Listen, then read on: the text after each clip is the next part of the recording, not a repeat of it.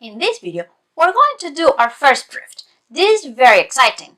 We're going to start with baby steps of very simple statements, but there will be the building blocks that will allow us to then write proofs of more complicated statements. So let's get started. Let's first take a look at this statement with a universal quantifier. It says that for every positive real number x, x plus 1 is also positive. We know this is true. Intuitively, it just makes sense.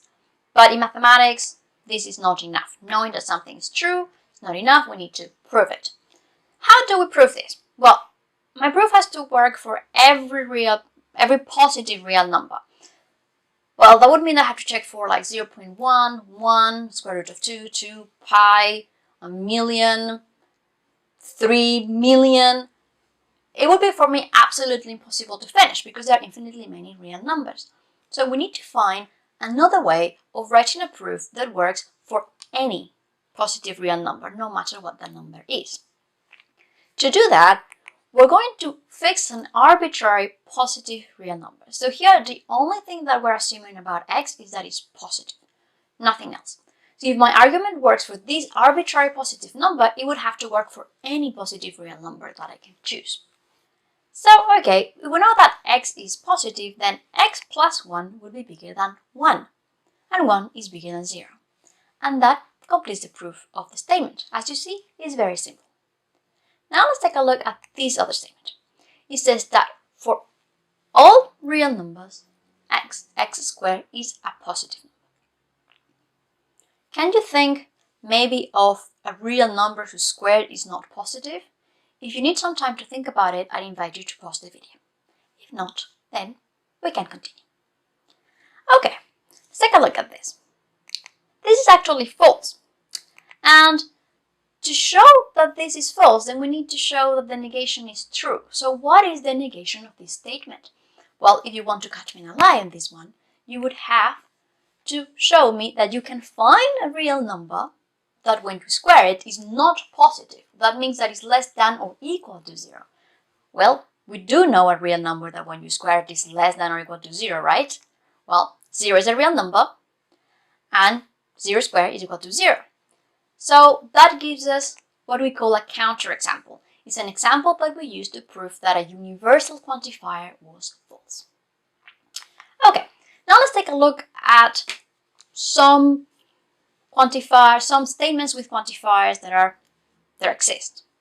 So there exists an x in the real numbers such that x squared is positive. Well, this is true. And to show it, well, we know that 3 is positive, that 3 squared is equal to 9, 9 is positive. Boom, done. I show that I can indeed find one. Okay, so now what about the other one? There exists a natural number such that x plus 1 is negative. Okay, so here you must be thinking, oh, she's crazy. Like, how is that going to happen, right? It's impossible. So this is false.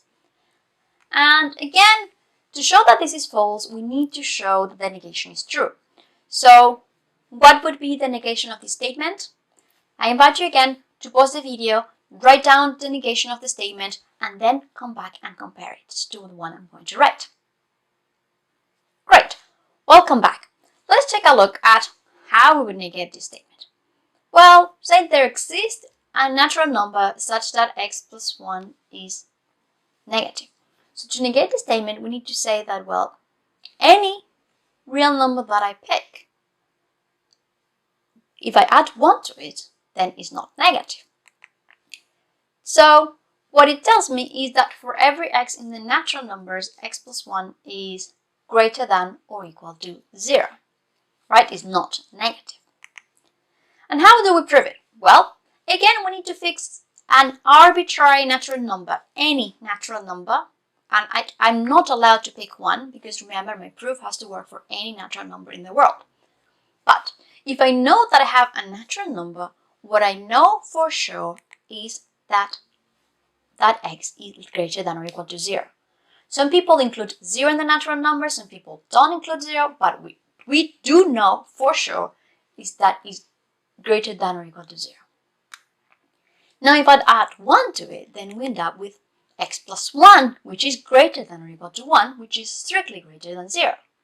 So, indeed, we found that no matter which natural number I pick, if I add 1 to it, I end up with a positive number. So that proved that the negation is true, and therefore my original statement is false. And now I want us to take a look at all the proofs that we've done so far combined in a single page, so you can see a very particular feature, and is that when you want to prove that a statement with a universal quantifier is false, we can use an example. We use a counterexample. It's an example that shows that we can find an element that doesn't satisfy the property. And when we want to show that a statement with an existential quantifier is true, now we just want to show that something exists. So you just have to bring me an example and give it to me, and that is enough. So we are allowed to use examples to prove that a universally quantified statement is false, and we're allowed to use an example to prove that an existentially quantified statement is true, but we never, ever, ever can use an example to prove that a statement with a universal quantifier is true, or that a statement with an existential quantifier is false. When in doubt, come back to this slide and check it out, whether you're allowed to use an example or not.